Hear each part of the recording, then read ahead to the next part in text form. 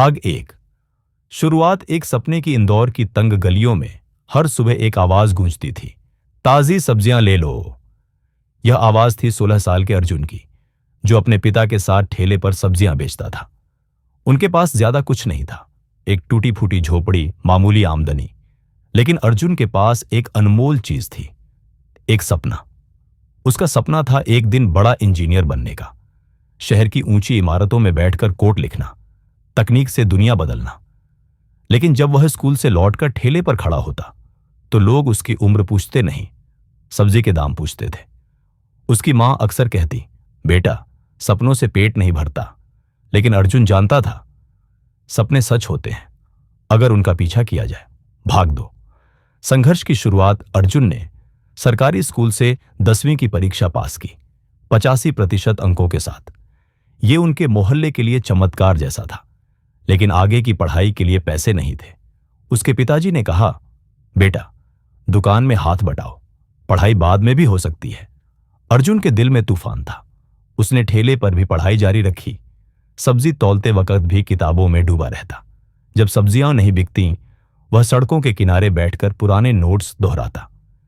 एक दिन मोहल्ले के एक प्रोफेसर अंकल ने उसकी लगन देखी। उन्होंने पूछा, बेटा, आईआईटी का नाम सुना है? अर्जुन की आंखों में चमक आ गई। वही तो मेरा सपना है अंकल। अंकल ने मदद की पेशकश की। उन्होंने उसे इंटरनेट चलाना सिखाया, ऑनलाइन फ्री कोर्स के बारे में बताया और पुराने लैपटॉप का इंतजाम किया। अर्जुन अब दिन में सब्जी बेचता, रात में कोडिंग करता। भाग 3। हार के करीब 2 साल गुजरे। अर्जुन ने खुद से जेईई की तैयारी की। जब रिजल्ट आया, वह सिलेक्शन की लिस्ट से चूक गया, मात्र 3 अंक से। उस दिन अर्जुन देर तक रोया। उसने खुद से पूछा, क्या मैं वाकई इसके लायक हूं? लेकिन फिर उसने वही बात याद की, कभी हार मत मानो। उसने दोबारा तैयारी का फैसला किया, इस बार और ज्यादा मेहनत के साथ।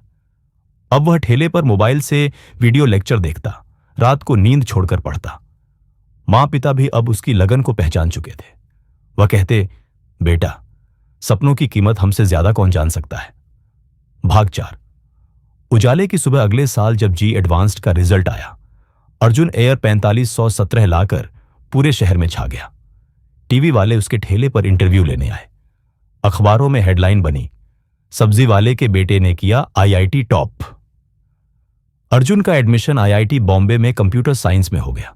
वह दिन भी आया जब उसने नए कपड़े पहनकर मुंबई के लिए ट्रेन पकड़ी। मां पिता की आंखों में गर्व के आंसू थे। भाग 5। सपना सच हुआ। 4 साल बाद अर्जुन एक नामी टेक कंपनी में सॉफ्टवेयर इंजीनियर बन गया।